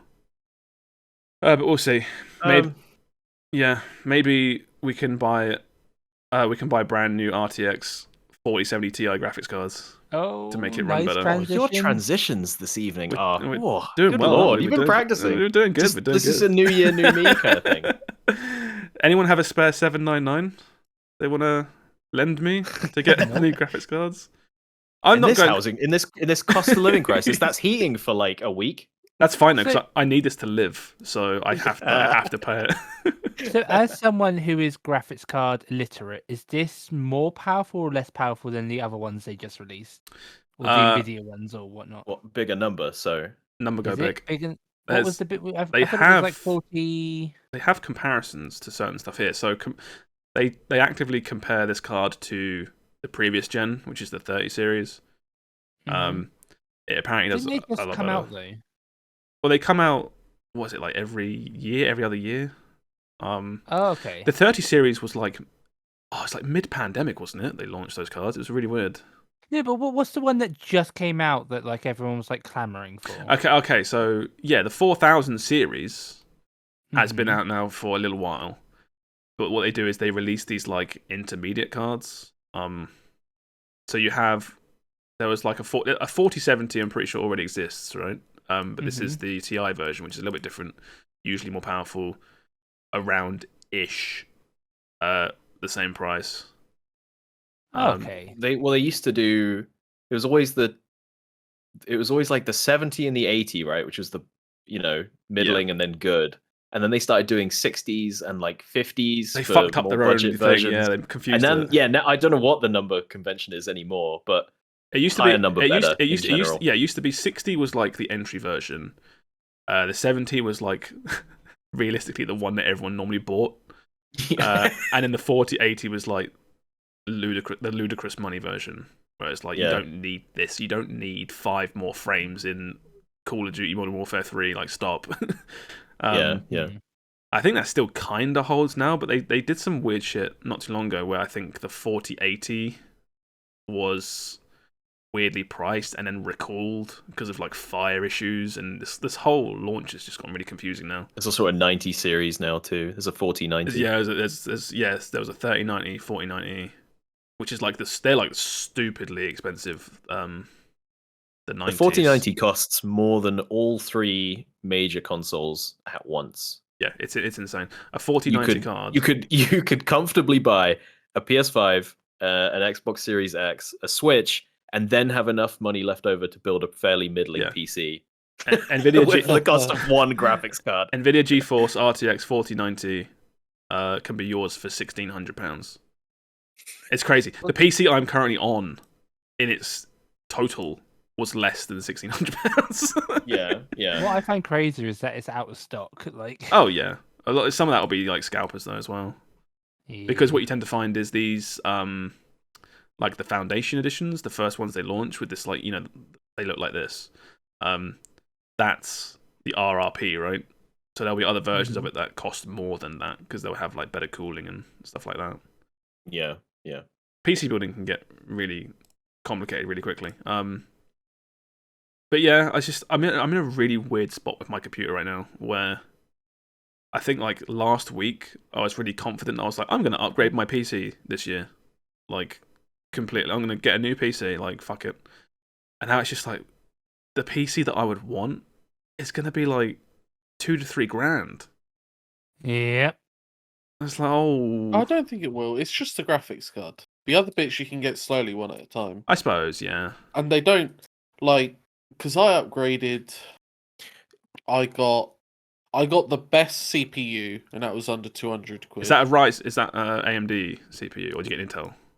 I got a Intel i10 something, i9. i9, 10, yeah. 10th gen. Yeah. i9 10th gen. Yeah. I mean, you probably have to get a stronger PSU. Yeah, if I got a new card today, just a card, I'm pretty sure my power supply couldn't power it.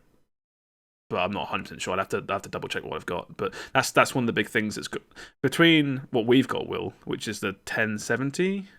Yeah. From like then onwards, with the 20 series, 30 series, 40 series, these cards have gotten fucking really power hungry.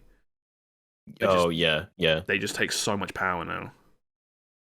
But also, like, it's like you said, no one is actually buying.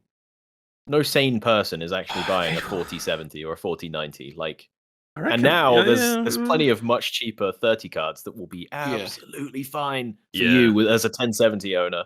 Like you're not just interested got a in 3070 Ti. Yeah, exactly. You're not interested in like 144 4K like Samsung ultra wide gaming. But I could be, goddammit. I guess you could be. If not now, then when? Getting older by the day. There's a Linus Tech Tips video that I watched a long time ago, and he has he gets those like one of those big curved screens that's like the width of 3 monitors. And he gets 2 of them, and he puts one on top of the other. And it's just like, it's so ridiculous, but I'm like, I would do anything for that setup, because that setup's like 10 grand or something. Yeah. But yeah, it's like you say, I would be more than happy probably with like a 3070 or something. Yeah, it's always like the impossible game in it where you're never gonna have the best PC. It's just you would just never, unless you're some prince. Yeah, you literally will never keep up with it. So you go back. You don't need to. You absolutely don't need to. I think that is a trap that a lot of people fall into. Is that they like, I need this graphics card for this reason. It's like, you don't need. Or it's the reason everyone upgrades their iPhone every year. Yeah, it's just like, if I have this contract that I pay, I can get a new iPhone every single year. It's like, well, yeah, but do you need a new iPhone every year? Same thing, I guess. I've been on pay as you go for my phone for years now. Yeah, that's a drug thing, though, right? So I have, in the past 3 years, I think I've put at most £30 in my phone. Yeah. Whereas I swear most contracts that's £30 a month. Yeah, I pay like 20 quid a month or something for my phone, which even that is like the lower end of what you can pay. Crazy. You look at like Laura's currently looking at iPhones, and it's like if you want a top of the range iPhone on a contract, it's like 70, 80 quid a month. Yeah, man, you don't need it. Don't need it. Does look nice though. All right, really big screen though. Yeah. A couple more little stories, but we're going to race through them really quickly because Steve said there's a lot of games to go through, so we'll go through this very quickly. This is just very cool. Not much to really add to it because it's not for me specifically. But Sony revealed the accessibility controller they're working on for PS5. Nice. Yeah, Xbox already have one. I can't remember what the Xbox one's called. But it's similar, where it's like, you can add and change buttons based on, whatever you need to be able to play the game. Yeah. Good stuff. Like more of this. I really like this push for more. Yes. Yeah. I think it's great to see. Sony are great at these sorts of things. There's specifically, it's The Last of Us and God of War Ragnarok have really good accessibility functions in those games. Yeah. I'm not sure if that's like the studios or if that's like Sony pushing them at the same time, but just awesome. I love this stuff. Maybe both. Yeah. So yeah, that's that one. And then this last little one was D&D publisher Wizards of the Coast have cancelled at least 5 video games. Yeah. What you were tying this into what, Steve? You were saying about like Dark and Darker. I was saying I saw this. It was a take I saw on Twitter, but it's interesting that their D&D Dungeons and Dragons are cancelling 5 games when Dark and Darker is getting more hype by the day. Like, and it's sort of D&D-ish. Is Dark and Darker getting more hype by the day, or is that just the circle you're in? I mean, it's the bubble we live in, I think. Probably in the bubble, but like it was like Will got hooked, right? I mean, I have seen a fair amount of Twitter movement where people are in different circles of like streamers and influencers. Like, I really do kind of want to play Dark and Darker right now. Like, it is the bug is there. I think it reached absurd numbers on Steam over the test it was open for. Mm-hmm. Like top 20 maybe games played on Steam. I didn't know that. That's crazy. This is Wizards of the Coast just being wizards, right? Just being wizards. Yeah, they're super weird with their license, and they've also made a lot of terrible games. So yeah, Absurdity in chat has just said they've just apparently rewritten D&D's sub-licensing rules, and apparently the entire industry is in uproar I don't. Yes, know I about saw that news story and I didn't know enough about it to really get angry one way or the other. I've heard it's a shitty move though. Just look at the hive mind and be like, "Are we angry or not?" Oh, we're angry. Okay, yeah, let's go. That was it. I didn't want to just be like, everyone seems mad, so I will be mad. I am also mad. Yeah, but yeah, that was that, and then that's it for the week. So that's all the news and that's all the games. What have we got, Steve? What's hip hop happening? So just before we start, I just want to say, like, there's some indie games coming out, but because we've had a dry couple of weeks, I was looking at them and I couldn't tell if they were like actually interesting, or it's just like it's been so long, just a crumb, That doesn't normally stop you. Yeah. So just say, the first game that's coming out on the 9th is called Breakout 13. Breakout 13. It won't look like a game. It is a live action game with real actors. Okay. What was that other one? Like Immortal? Her Story. Yeah, there was something called that as well. Yeah. It's like Immortal or Immoral or something. But these games generally tend to do quite well and generally have like quite the good cult following. This looks like a Netflix TV show. Yeah.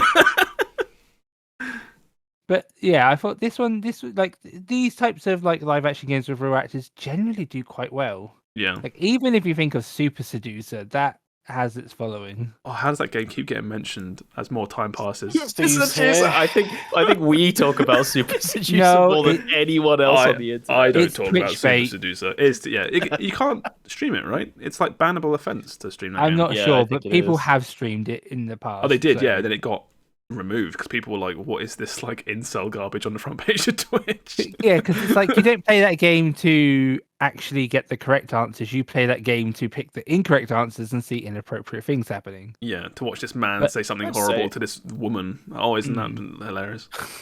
I just cannot get on with these games. I know everyone has said like Her Story is really good. There's that like that new one you said, Immortal or Immoral. Have you really tried good. one before? I was gonna say I haven't given them a proper try. To be fair, same.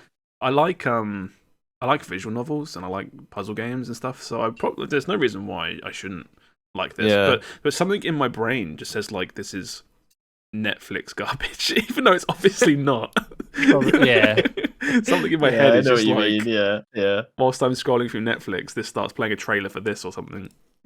Because the image of him in the prison cell with the obvious mechanical gameplay arrow. Yeah, that's what gets me. Do it, sure you can. Yeah. All right, what's next then, Steve? This one I'm not entirely sure about, but it's on the 10th we have a game called Flash Party, which looks like a Smash Brothers clone. Okay, fine. But I was like, oh, it's free to play and free, like almost like Multiversus in a way. And it looked graphically, it looked okay. God, is Shovel Knight in this? Not yet. I think it's all original characters. Not yet. I think this just goes to show how I think Multiverses, at least its launch and hype, is just kind of saved by the fact that it is all these characters that you recognize. Yeah. But it's like this one's a free to play cross-platform one, I believe. So. Oh, they got Apple Girl. Apple Girl, she's my main. Who does that dragon look like? He looks really familiar. That is a really fat Spyro, is what that is. Oh yeah, that's it. Thank you, Sam. Right, what's next then? Okay, next on the 11th we've got Children of Silent Town. Children of Silent Town. It's Silent Town, but it's one T that makes it all one word. One word, Silent Town. Yeah. Interesting. Which I was like, these types of games generally do quite well and have like a little cult following. It reminds me of Broken Age almost, like. Well, that's cheating. You mentioned Broken Age, that gets me interested. There's a prologue currently available if you want to try it. Mm-hmm. This is the biggest Josh game I've ever seen. Yeah, I feel like I've played it already. Like how I thought that was Street Fighter. The whole thing will be like a dive into one of the characters. Long. Yeah, 2 hours long. It's a dive into one of the characters' minds or something. It's the sad story of a dying child. It's got Josh's name written all over it. Yeah. Well, let's hear about it next week then. It's just because it's so relatable. I love it. God. All right, what's next then? Okay, next we have a bunch of games all for the 12th, and this is last day of games coming out. So the first game we have is called Kart Rider Drift, which I get emails about all the time. Steve, please play Kart Rider Drift on your stream, please. Oh no! But this is a Drift. What is that name? this is a free-to-play cross-platform Mario Kart clone, basically.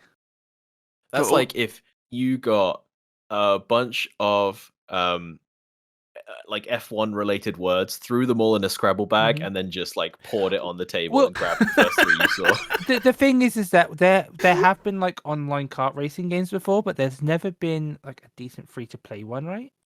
I think when you if you download and install the game Studio Unity, the first tutorial it gives you is how to make this game. Is how to make Kart Rider Drift. Yeah. I think you might be right. But nobody just tried releasing it as a game. Yeah. More fool them. Yeah. Yeah. Yeah, Unity So I just was be like, did you just release our tutorial as a game? Yeah, I did. Oh, fair play. Good job, man. Oh, it's an NFT game. Is it? No, but you believed me for a second, didn't you? I don't do the research. But I was just like, yeah, free to play like online kart racing game might actually be fun because like Mario Kart is fun, but it's always like you have to turn on your Switch, you know. This looks good, but it's no Mod Nation Races. Well, that's the one I was trying to think of. Everyone remember Mod Nation Races. Mod Nation Races. That was the PS3 game. PS3. Yeah, like Gary's Mod meets Mario Kart. PS3 and PSP. You like made your own tracks, and maybe it was kind of cool, but it was just the most fucking generic looking game in the world. Look at that cursed Ratchet. Look at that look. Cursed Screenshot on the left. Go back. Go back. God. Oh, that one. That's not cursed. What's wrong with that? It's fine. There you go. It's the thumbnail. I'm watching you sleep.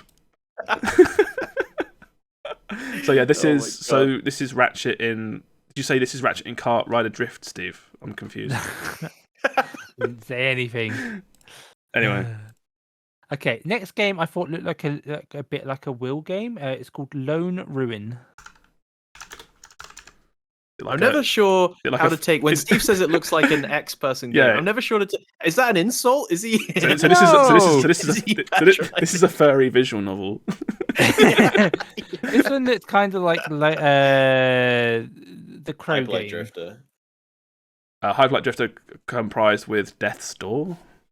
That Death's was cool. Door, Yeah. that's Death's Door. That's the one. Kind of looks But- maybe like Fury as well. A little But like bit. the video maybe. for it had it like the combat looked a bit like. Oh, the it's a screenshots roguelike. I don't think I'm do it assuming. justice. Yeah. Yeah. I know roguelike power ups when I see them. I'm annoyed. He is right. This does look interesting.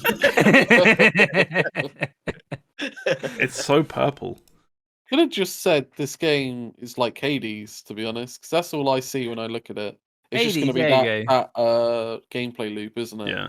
And now that Will said it, I see Hyperlight Drifter. Yeah, I think it's the purple palette. I was gonna say, is purple teal? Is that the color scheme of 2023? I feel like I've seen that a lot already this year. It's like you want to portray something kind of sci-fi, like future-y, but also kind of like fantasy-esque. But everyone's bored of blue in terms of sci-fi. Yeah. So now we've gone into purple pink. Now we're in purple and teal. Yeah. This is cool. I'm assuming it's early access. Do not know. I mean, Plans released. these so- games are always early access usually. Maybe it's not. Well, the next game looked like a Josh game. Now that I think about Oh it, hell yeah, Pikmin 4. it's called Vengeful Guardian Moonrider. Vengeful Guardian Moonrider. Let's have a look. Got high It hopes sounds too cool. Oh, okay. Yeah. Oh, it looks like a Mega Drive game. Too cool. Yeah. Too cool for Josh. No, the name sounds cool, and then I saw the game and went, "Yeah, this game looks." Yeah. Yes, this is a Josh game. This is like terrible. looks kind of like Contra / like Strider. To me, I got like Metroid / Mega Man vibes. This screen here in particular is very like Mega Man / what was it, Ghouls and Ghosts, Ghosts and Goblins, whatever. That was pretty good. What was that? Infernax. Do you remember that? Infernax. That was the Castlevania 2 game. Yeah, it reminds me of that, where they're just doing like one of those again. There was a game I played on Game Pass that was a pixel art cyborg ninja 2D scroller. And I loved it, but it was so generic that I can't remember what it's called. It's probably not on there. This was a while back, wasn't it? This was like when it first launched. Yeah, it was a long time ago on Game Pass. Oh my god, Messenger. Absurdity with a fucking save. Oh, I've even got Messenger on Switch. The Messenger was awesome. That's why you got, well, spoilers, I guess, but it started off like 8-bit and then went to 32-bit when you got to a certain point and all the art upgraded and looked really cool. Yeah, that game was cool. I like that game. You completely forgetting the name of it, but this was where my mind went to when thinking about this. This looks a bit more it looks chunkier, doesn't it? It looks more retro than Messenger. I wouldn't say more retro. I think it's just like it's like chunkier pixels for sure. This is cool though. Yeah. Also got a demo. Maybe I'll check that out. Okay, the next game looked like a Sam game, and it's called Rogue AI Simulator. Yeah. Look at Steve. Gifts for all the boys and girls today. I have actually. This is on my radar. Okay. Yeah, this is a game where you play as like a rogue AI, and you have to try mess with stuff without being found out. Wait, what? It goes from like top down to then 2D. And there's a demo for a lot of these games that I've mentioned today have demos. Yeah, the one the Vengeful Ghost Rider had a demo. A demo. Vengeful Ghost Rider. I already forgot the name. No, I haven't. This game Vengeful Guardian. Yeah, that's what I meant. Yeah, this game apparently is a sequel to a Flash game called I'm an Insane Rogue AI, which was apparently very successful. Oh, when games have like Flash game origins, is there anything like more humble? No, the word. Just cool. It's just nice. Came straight from Miniclip onto Steam. Literally, yeah. This game had shitload of players on Newgrounds, and now it's on PlayStation. Awesome. Yeah, it's like someone had a passion project, made it into a Flash game, and it was like, oh, it's done so well, let's make it into an actual game. Careers have been made from Newgrounds. What's that guy's name? Ed McMillan? Is that his name? The guy did Isaac and all that lot. Like Super Meat Boy and all that stuff. It's all Newgrounds. Yeah. That's cool. What game? Next game. Yeah. What, sorry? I was going to say, what game's for you this week, Steve? I guess the next game, Gatewalkers. Gatewalkers. This one seemed like a co-op Diablo-like. Oh, it's purple again. I like to imagine gate as in like your gate as you walk. It's like Gate Walker. It's the the parts are all there, aren't they? Yeah, where are you going with this? This looks kinda scuffed. It kind of does. I mostly watched the videos, and it looked better. These games look better in motion, but if you squint enough, you can pretend it's Diablo 4. This week was like I was like, wait, is it just because we've not had any games for like 2-3 weeks? It's that time of year, isn't it? Like, who releases a game? First, second week of January.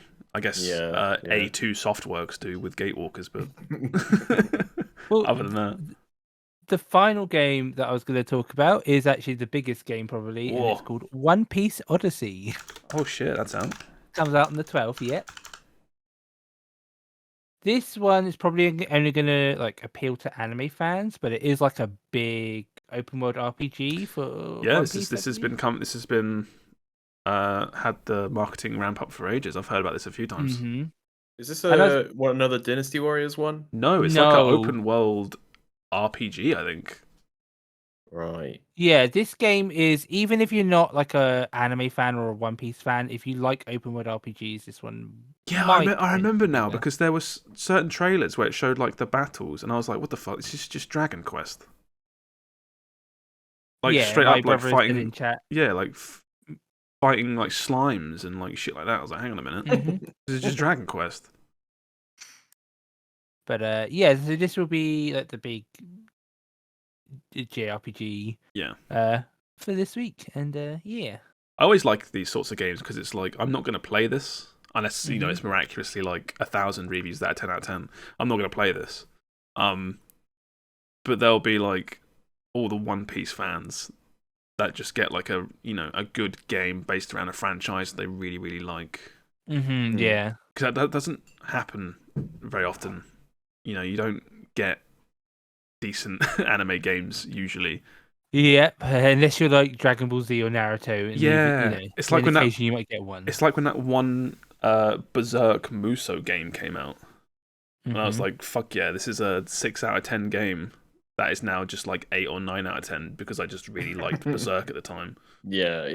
So I'm glad for all those One Piece fans. I mean, One Piece has a lot of fans, right? It's one of the most popular mangas and animes. It's always the anime where it's like everyone says you should start One Piece, and it's like, but it's like got 2 million episodes. I'll be dead by the time I remember it was like a joke I had between myself and our friend Alex, where he was always like, "You should, read One Piece, watch One Piece," and I was like, "There's, at the time there was like 500-600 episodes. Like, there's no way I'm watching this." And then the pandemic happened, and he was like, "Oh, you can finally watch it," and I was like, "No, I'm still not going to watch it." And it's like, that's it, right? If I'm not going to sit down and watch something during a lockdown where I can't leave the house, I'm never going to watch it. So yeah. But yeah, so fingers crossed this is good for those anime fans. Any more games? That's all the releases for the week that looked kind of interesting. Well, sick. Well, that's a few good stuff there. I'll definitely check out that game. Vengeful Guardian. Vengeful Guardian. Remind me what it's called when we're over, because I'll forget. But we'll wrap up and get out of here. Thank you for listening, everybody. We hope you've had a nice time. This has been a really fun episode. I've had a lot of fun chatting with you three today. We'll do our socials and we'll get out of here. My name is Josh. Go by BottlerWorks on everything. Try and find me if you can. What about you, Will? Hello, I'm Will. You know where to find me. And Steve. Hi, I'm Quikwix. That's QUIKWIX on all the good social media platforms. And Sam. Hi, I'm Sam, and I don't know if Twitter counts as a good social media platform anymore. But there's no decent replacement. Mastodon. What the hell? Okay, what is that? Aerodactyl. Triceratops. Tyrannosaurus. Goodbye, everybody. Bye. Goodbye.